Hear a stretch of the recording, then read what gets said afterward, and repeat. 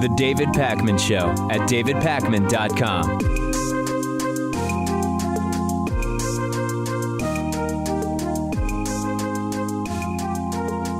Apologies in advance for any extraneous noises you may hear during today's show. We are dealing with ongoing construction as that comes through in the suites nearby. Back in 2013, Al Jazeera America debuted with quite a lot of fanfare. They promised to cover American news soberly, seriously. They would be an alternative to the sort of line that we hear on traditional American corporate media. And we have now learned that Al Jazeera America is done. They will be shutting down by the end of April. Al Jazeera America's chief executive, al-Anssi, said that the decision by Al Jazeera is driven by the fact that the business model is simply not sustainable in light of the economic challenges in the U.S. media marketplace. Now, when you say, well, wait a second, what business model is it? They don't have ads. They didn't make money. What it really means is the price of oil has dropped, right? Al Jazeera America, funded by Qatari oil money, and as the price of a barrel of oil has continued to decrease, clearly, Lewis, they made the calculation that the PR benefit of having this channel no longer made sense given the decreased oil revenues that they're experiencing. And it was a business decision, but it was not just the media marketplace and the media environment that drove it. Well, I mean, I suppose. I think that if they wanted to keep this afloat, they could easily do so. Of course. So the station, I think, yeah, it is a business decision because the station isn't doing as well as they thought it would. They thought perhaps it would somehow be able to sustain itself, maybe. Well, I think the idea was just that the ratings would be better. And we know a lot of people who work over there, Lewis, and who are in touch with what the ratings have been. And they just are not good. They haven't been good. So you're right. They could spend the money to keep it afloat. Given the PR benefit and the audience it was drawing, it just no longer made any sense. And I am just absolutely not surprised. For years, we've been hearing that there was just no real traction. And along the same lines, bad news at HuffPost Live. HuffPost Live became the sort of video arm, the TV channel, so to speak, of Huffington Post, and Huffington Post also announcing they are consolidating their video operations. They are going to be, they've already, according to Politico, done a number of layoffs. They have decided that they are going to combine all of the different video-related things they are doing. It will all become one team. And in addition, no more HuffPost Live. And again, Lewis, can't say I'm that surprised. And I know several people who, as far as I know, work over there. I don't want to say worked because I don't know if who has gotten laid off thus far, but there was this sense that while they had the resources and they had very good guests and production value, that there was not a feeling that they were really achieving traction, so to speak. Yeah, and I'm not convinced that it's just a result of their content, right? I mean, like you said, it's not that the content was bad or that they had bad interviews or anything like that. It's just a testament to how difficult it really is to be in this business, right? And I've received emails from people saying, hey guys, are you in trouble? Al Jazeera America is shutting down. HuffPost Live is shutting down. What's going on? And a couple of people astutely emailed me saying, David, you should hopefully see this as an opportunity, which we do.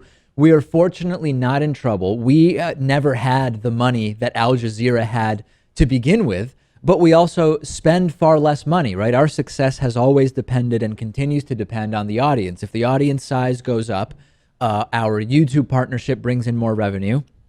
Some percentage of that increased audience signs up and becomes members, and that increases revenue. So to the extent that we can continue doing what we've been doing and growing the model that we have, no, we're not in trouble. And that's a really great thing because when you hear this, and when you consider that 98 or more % of the shows that started when we started back in 2005 have already been canceled, right? They're already off the air because they weren't able to be sustainable. That is pretty scary. But at the same time, we have to remember, hey, we have so far been able to create a model that doesn't depend on a grant, for example. And that's a really powerful thing. It is. It just seems like in the light of recent events. Maybe that old model of television production and media production isn't going to work this day and age. And I'm sure that there are people who had a similar model to us that didn't make it. But, maybe it's because you've got such great hair or something like that. It's well, listen, whether the intangibles. Whether it's the hair or something else, so far so good. And we're looking forward to, optimistically, the best year in 2016 that we've ever had. And you can sign up at davidpakman.com/membership and sort of vote with your dollars to help make that happen.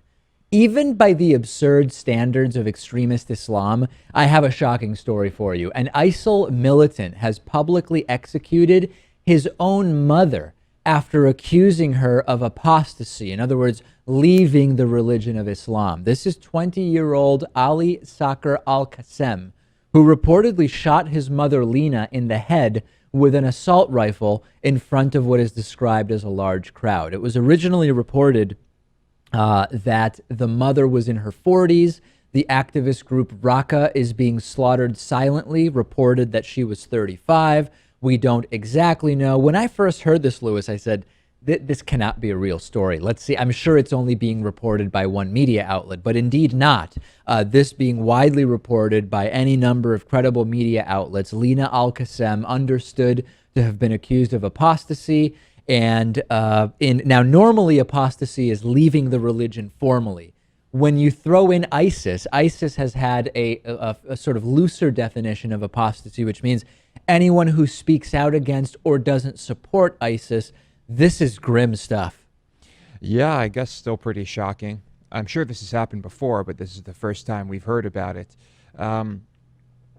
It's incredible that either this guy really believes that his mother deserves to die because of her comments about Islam, or he's so afraid of repercussions from the ISIS state that he felt he needed to take matters into his own hands and do this to make it seem like, like he is against her wholeheartedly. Well, the UK-based Conflict Monitor said that Ali Saqr al-Qasem had reported his mother to his ISIS superiors, who then sentenced her to death and ordered him to be the one to kill her. It's not known why he was the one who had to kill her, but we know the execution took place outside Raqqa's post office because that is where Miss al-Qasem had worked. We often get to this, right? Is this extremism or is it mental illness? And I don't know. Is it indoctrination? Is it, as Lewis suggested, fear of repercussions?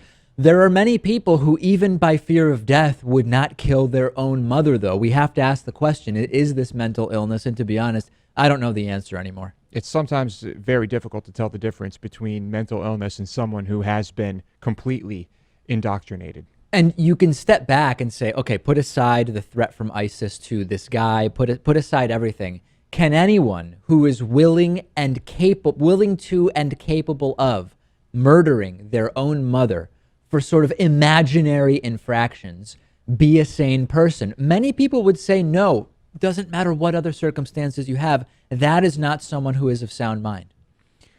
Well, maybe. I think over the years we've had some people on the show and we've done stories on people who, if they were raised in normal ways, would probably be perfectly functioning normal people, members of society. But when you are indoctrinated, and who knows what age it starts at with some of these guys, I can't say for sure it's mental illness, but we can certainly say that they are gone. They are long gone. We haven't talked about Pat Robertson for a while on the 700 Clubs. To Christian televangelist Pat Robertson fielded a supposed question from a teenage viewer who wanted to know if it's bad to listen to rock music. I say supposed because it's really hard to believe these are serious questions because they're so stupid. But let's imagine for a second that these are serious questions. Let's go to Pat Robertson addressing the paramount issue. Is it bad to listen to rock music? You might not be surprised if you know about Pat Robertson to learn that along with Harry Potter, yoga, sweaters from Goodwill shops, and so many other things, rock music can summon demons. Take a listen. This is Shannon, who says, hi, I'm 14, and I grew up listening to rock music. Recently, I've been obsessed with the rock band. Some of their songs have some strange lyrics. Now, my dad is telling me that I should second guess listening to their music. Yeah. I love Christian music, too, but I find myself not letting go of my rock music because that's what I was born listening to. So can I listen to both rock and Christian music? Please help. It depends on what rock you're listening to. I mean, some of the stuff is just evil. They used to talk about kill your parents, and there were just some evil things, and there were odes to Satan, and so you don't want that stuff coming into your mind. There's some beat that's out there that, you know, probably isn't all that bad, although in one Indian context, they were playing rock music, and the person said, why are you calling on the demons? Because that was the kind of music they used to you know, summon demons. So anyhow, Yeah. again, the evil in the world is so pervasive that we just need to stay in prayer. We need to stay in the Word of God, and we need to have fellowship with one another. But the truth is... Was there a sliver of tolerance in there somewhere saying there's some rock music that's not bad and is okay? I guess it depends on the type of rock. Red Hot Chili Peppers, evil, demonic. Bon Jovi, maybe not so much, according to good old Pat. Yeah, or what about Marduk, who's pictured behind us here?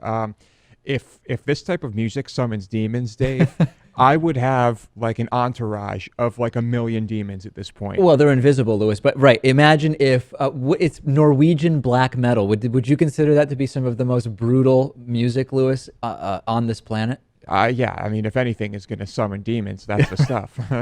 And so, this is just crazy. This sounds like it sounds like someone who is living 200 years ago. Or, yeah, I suppose there was not this music 200 years ago, but 200 years ago, had they heard something like that, they would have thought it was literally the work of the devil. How is anyone still beating this dead horse in 2016, right? I thought we got past the demonic music stuff a while ago. Democrats, Obama, Xbox, fine, that stuff is demonic. But rock music, it feels so passé. it does. But according to Pat Robertson, sweaters can be possessed by demons. So that sweater, that cable knit sweater that your grandmother knit you, if it went to a Goodwill store and someone else got it, that thing could have demons latched onto it, and then you never know what would happen. I'm on Twitter at @dpacman. Lewis is on Twitter at LewisMotamedy. What a program we have for you today. The David Pakman Show at davidpakman.com.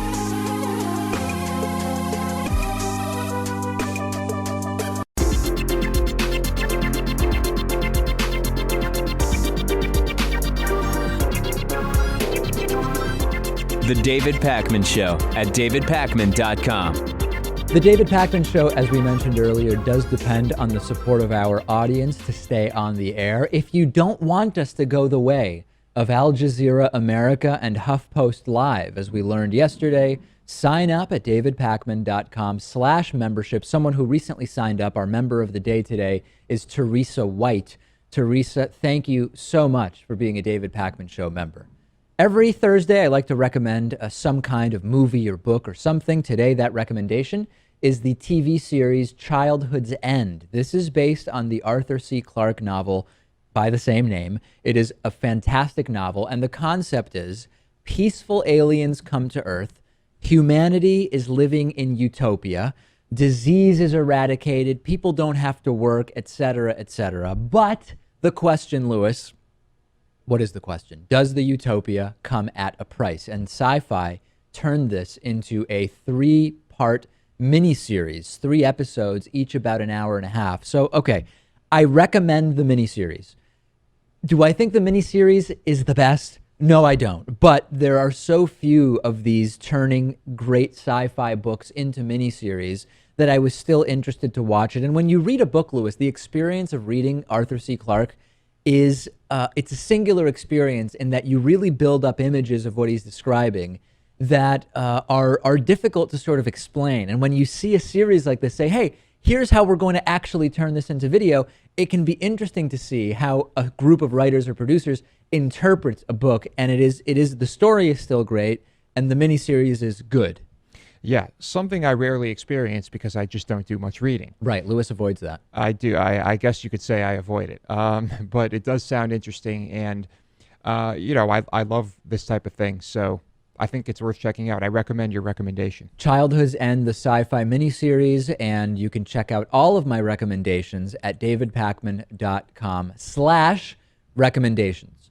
Okay, I have a couple quick shooting-related stories I want to tell you about. The first one is about one of the organizers of a cross-country march to, quote, restore America, sort of in relation to the Oregon federal building occupation. One of the organizers of the March to Restore America, or whatever it was going to be called, shot and killed a co-founder of that march earlier this week during a drunken argument over a gun. According to sheriff's deputies in Grayson County, Texas, they are not yet saying who the individuals are involved, but from social media, we have figured out who the involved individuals are. Social media posts by so-called patriots of the right wing associated with the militants occupying that building in Oregon say that the victim and shooter are organizers of the Paul Revere 2016 final march to restore America. Lewis, this was going to be the last and final march. They were finally going to restore America. Let's take a look at a quote from social media here. According to radio host Keith Williams, who is a reportedly friend and possibly sibling of one of the involved individuals. Dear friends, it's my dearest regrets to have to share this heartbreaking news with you tonight, that our fellow patriot and brother Charles Carter is no longer with us. He gone to be with Jesus. Today, killed by a fellow patriot, Vincent Smith, who was supposed to be his brother in arms and friend.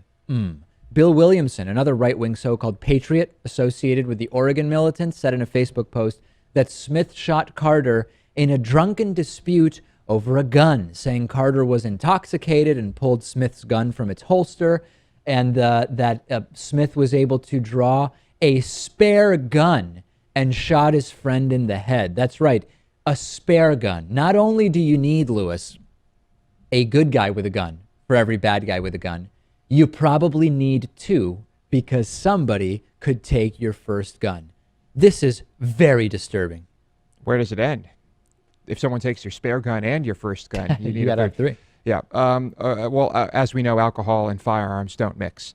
Well, I'm not surprised. You throw a bunch of gun nuts in a room with a bunch of alcohol, and I wonder what the dispute was about. According to them, the dispute was about the gun. In other words, numerous but what guns. Specifically, I mean, was it like, that I'm against. That's not an American-made gun. How right. dare you? That type of thing. Texas law prohibits licensed gun owners from carrying firearms while intoxicated, regardless of whether the weapon is holstered or concealed or whatever. I was wondering, if you're not allowed to carry a gun when drunk, that's not really freedom, right? I mean, the Constitution doesn't say anything about drinking and guns. It's the Second Amendment, period. That's correct. So, I wonder how gun nuts feel about that law, because that's pretty much the case everywhere. You can't enter bars, I think, in just about every state with a gun.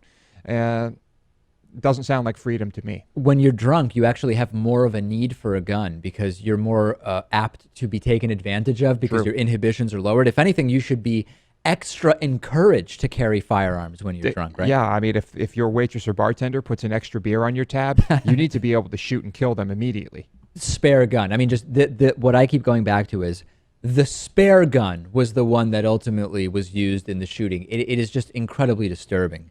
Going from Texas now to California, a California man was apparently very upset by President Barack Obama's executive action on gun safety. He was so upset that it might be slightly more difficult for people who shouldn't have guns to get them, that he opened fire on an apartment complex before police ultimately shot him dead. Witnesses called 911 to report the man, whose name has not been released, for haphazardly firing his gun at an apartment building in Redding, California. Kathy Lunsford, who lives in the building, said the man grabbed her, pulled her into his apartment before he started shooting. And her quote is, "As soon as he shut the door, he hugged me and he kissed me on the forehead."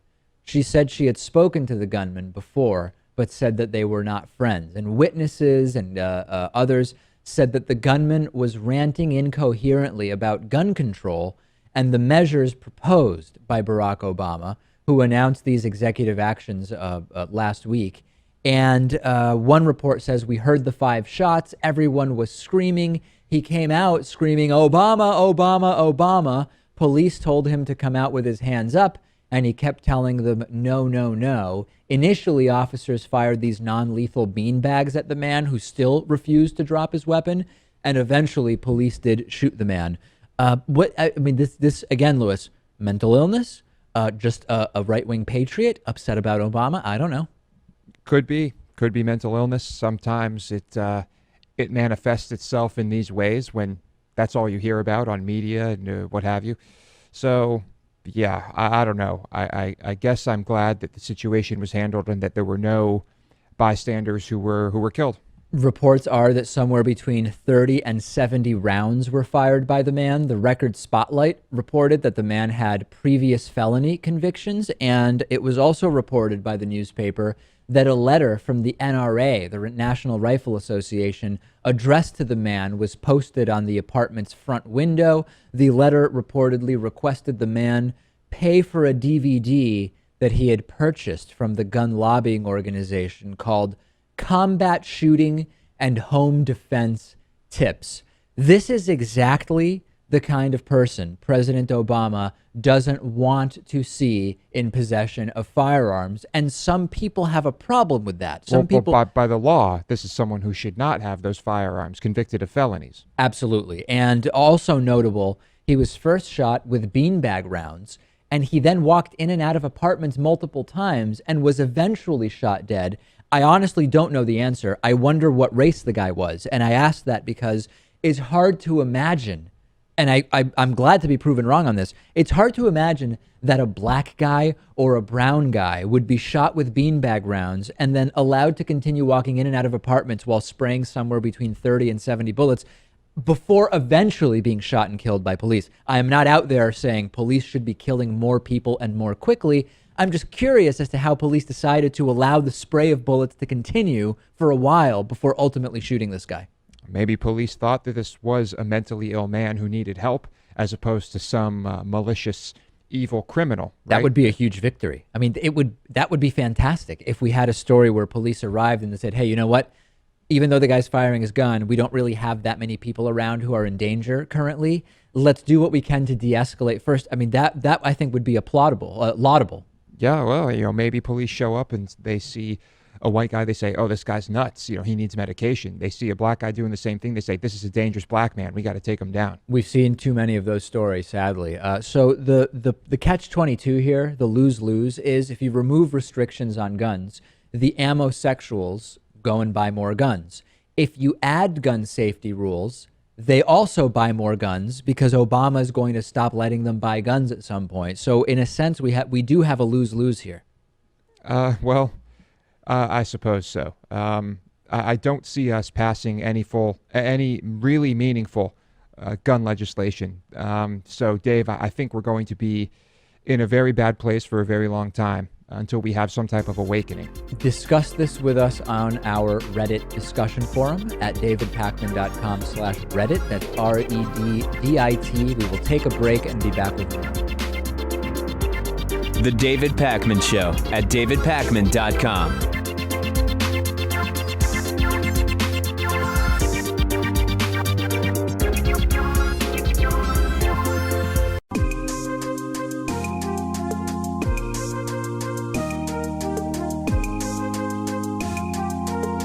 Welcome back to the David Pakman Show. I'm joined today by Roberto Gonzales, who's assistant professor at Harvard University's Graduate School of Education. His new book is Lives in Limbo, Undocumented and Coming of Age in America.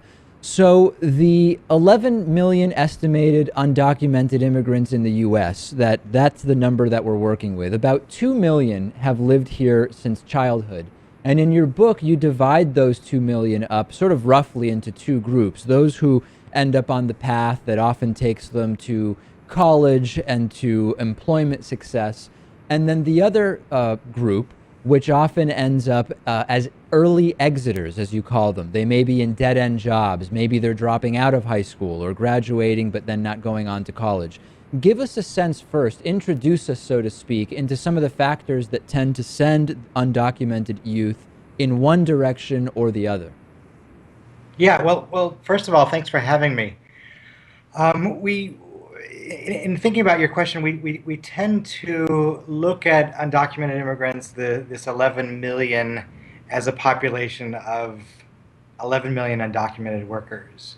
The little we know about youth tends to portray them as very high achievers, as valedictorians, as class presidents, and as model students.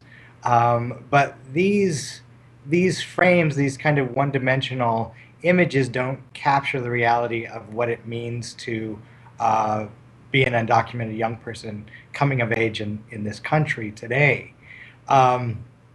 In my initial research, I was very interested in the complexity of experience. Here you have young people who are brought to the country at early ages. Many of my respondents came at 6 months old, 2 years old, 5 years old. They grow up side by side with American-born peers. They pledge allegiance to the flag. They grow up watching Barney and the Power Rangers. They date, they socialize, they go to the prom. All of the things that their friends are doing. But at around 15, 16, 17 years old, when their friends are moving forward into through defining adult rites of passage, getting driver's licenses, a first job, thinking about college, getting financial aid for college, voting, because of their legal status constraints, they are stuck and have little choice but to watch their friends move forward. What I noticed in my research was that a small group of these young people were making it forward to their senior year in high school, wanting to go to college, and many of those in my study were successful in those attempts. Largely, what separates these young people is the foundations in their life for support. Many of these young people live in families, and my respondents grew up in Los Angeles. So they live in households where parents have a hard time, oftentimes, coming up with meeting all the expenses. And so many young people are asked to help out, to start working at early ages. So for those young people, those who are expected at 14, 15, 16 years old to start working, those who don't have special relationships with teachers or counselors, those who don't have opportunities early on, many of them get funneled out of the school system and into low-wage jobs and a life that's very narrowly circumscribed by their undocumented status. So in other words, it may not only be a result of sort of the specific traits or characteristics or potential of the individual, but more a reflection of the circumstances that they're in. If the family situation requires that they take a job when they're 14, 15, or 16, that is going to be responsible for sort of derailing the possible path into college that they may otherwise have. Yeah, that's very right. And this is also a story of the ways in which schooling structures early pathways. So most of my respondents went to very large public schools. In California, the student to counselor ratio is about 950 to 1. Some of them in classes of where the student to teacher ratio was 35 to 1, 40 to 1. So for those who weren't in specialized classes, who weren't in honors classes, AP classes, gifted and talented program, international baccalaureate, those who weren't in smaller learning environments in their schools, many of them had difficulty making relationships with teachers, with counselors, with adults in their schools that could help them to navigate one, a very turbulent situation at adolescence, and two, navigate the kind of high school to college transition. I'd love to talk to you a This little proved bit really- about the sometimes when we hear elected officials or politicians discuss undocumented immigration and immigrants, we hear these two categories sort of created, right? Well, there are the people who are good people and they deserve a path to citizenship. And then we've got the criminals and the thugs and people that we don't really want in this country. Talk to me about why that sort of delineation is problematic when we talk about undocumented youth. Yeah, these binaries of good and bad, of deserving, undeserving, really do little to help us to understand the circumstances of undocumented immigrant young people. My book follows these young people for 12 years. And so I started this project in early 2003. This is on the heels of the introduction of the Federal DREAM Act in 2001. And the DREAM Act and the language around that was to provide a pathway to legalization to young kids who were innocent in that they were brought to this country by their parents. They had no decision in the matter, and that these were innocent, hardworking, meritorious kids who had achieved a great deal academically and personally. So over the course of my study, many of these young people who were the intended beneficiaries, who were young and innocent, who had achieved a great deal academically, by the time they're in their late 20s, early 30s, many of them end up blending into a more general pool of undocumented immigrant adults. And that is that for many of them, school took them only so far. Many of them graduated from college. Many of them even started post-baccalaureate programs, but eventually ran out of the resources to afford school, but also just ran out of schooling. Many of them ended with bachelor's degrees, with master's degrees. They, as adults, needed to help out their parents. They needed to take care of themselves. They needed to be independent. And without a legal remedy to their situation, many of them ended up going into work in low-wage jobs, into restaurants, into factories, and other kind of work that over time, their innocence, all of their achievements that were on their wall meant very little to their everyday life, where everyday work life was characterized by joint pain, by backaches, by stress. And again, these young people end up being absorbed into this, into a very larger pool of undocumented immigrants that those people who would draw these kinds of lines would define as undeserving.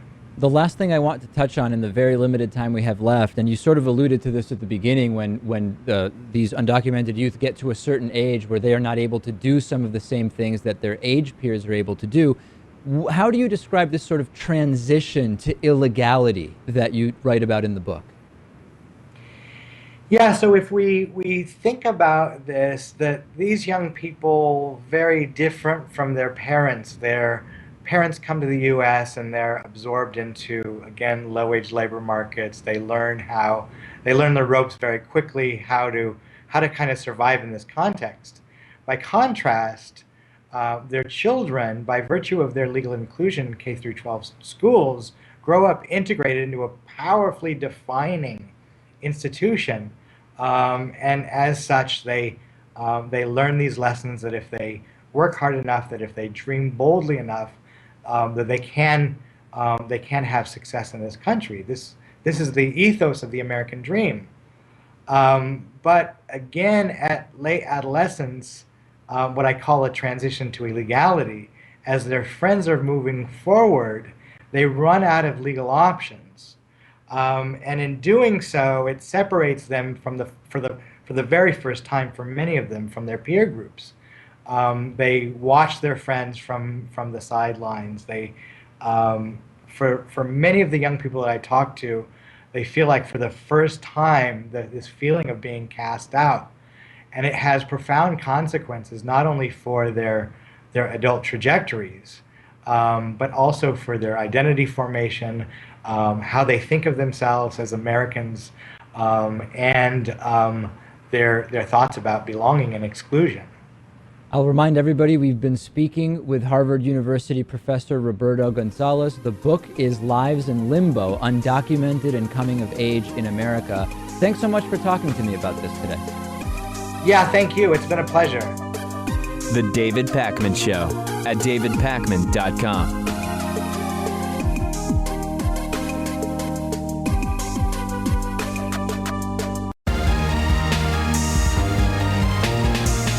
The David Pakman Show at davidpakman.com.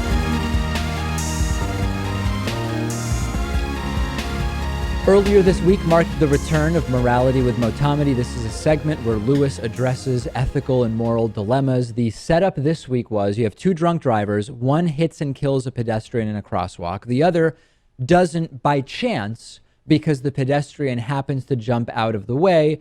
Do they deserve different punishments or the same, morally speaking? Now, Lewis, your answer was they should get the same punishment.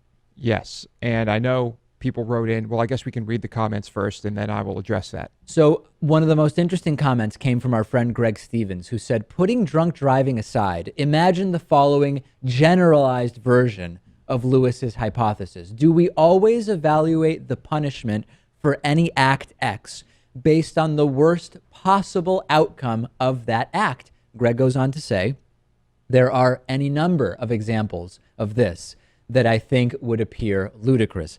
That is fundamentally what you are saying, right, Lewis, when you say, by mere chance, drunk driver number 2 didn't kill a pedestrian, but they both deserve the same punishment because it was through no fault of the driver's own actions that he didn't kill that pedestrian. And what Greg is saying is if you extend that rule, you're basically saying any action someone does, they should be punished based on the worst hypothetical repercussions of that action. And I think, how far are we going to take this? Anyone who shoots one bullet and hits one person, hey, that bullet could have traveled through 3 people. So we should assume and punish them as if 3 people had been shot.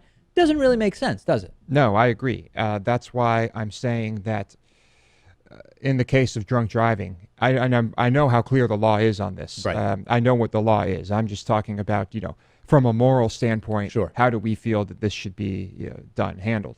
And you wouldn't necessarily apply it to all scenarios as Greg is suggesting? I would not do that, no, because I think, yes, that would be a bit ridiculous. There are situations where it's not quite the same thing, but take arson, for example. Right. In the state of Massachusetts, I believe, certainly in other states, if you set fire to a building and someone dies accidentally, you didn't even know they were in the building, Right. It's still a murder charge. Automatically.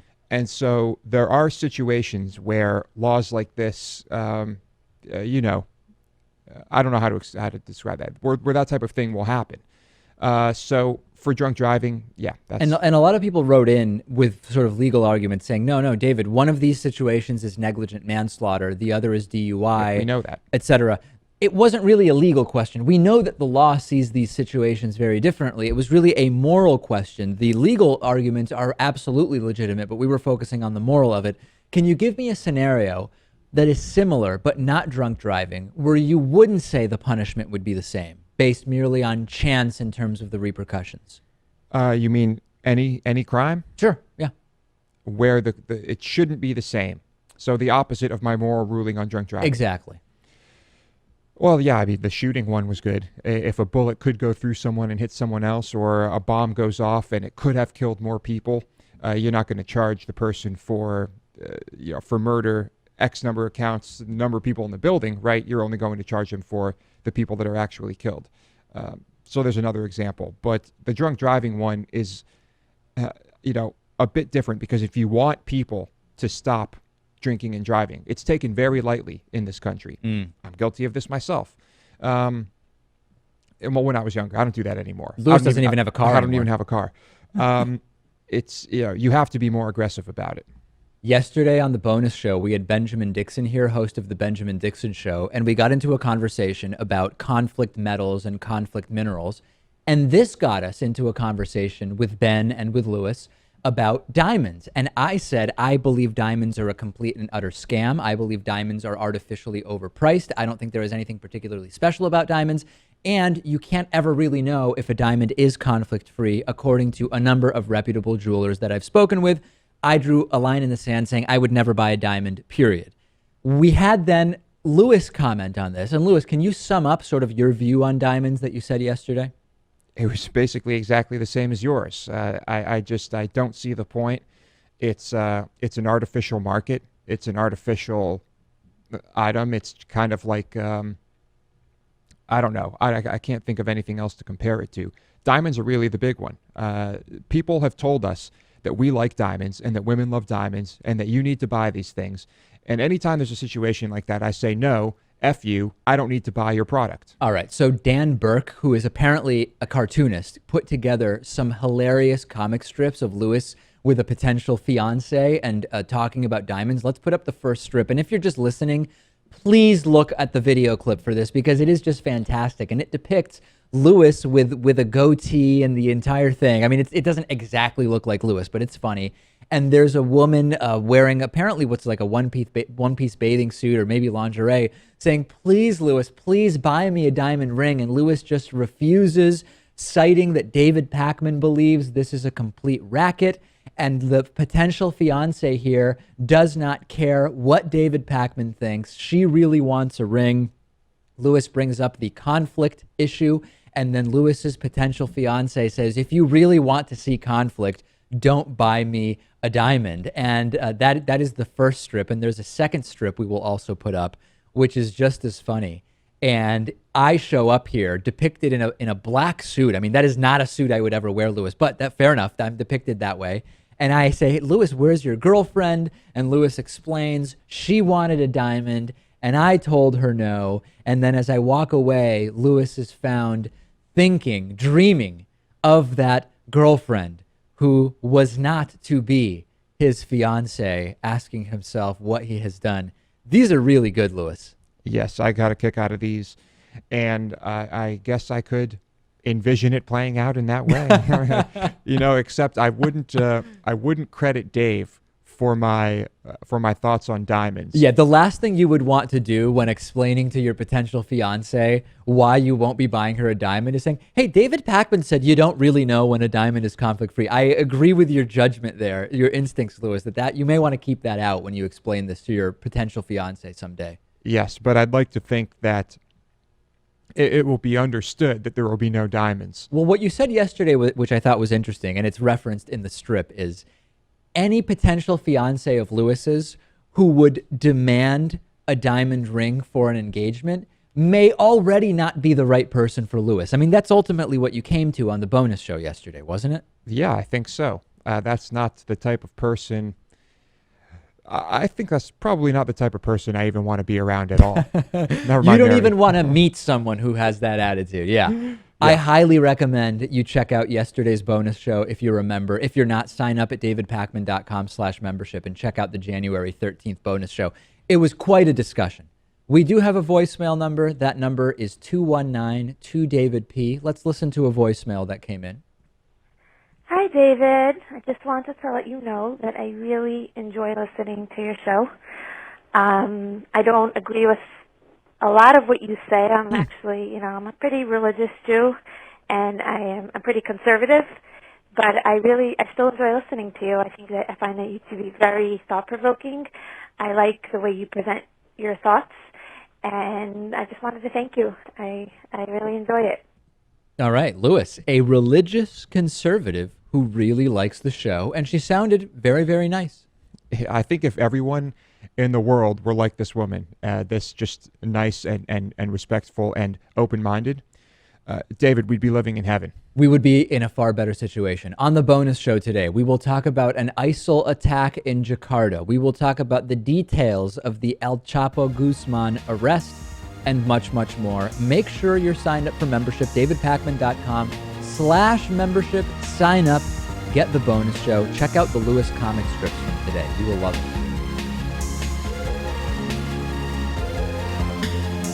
The David Pakman Show at davidpakman.com.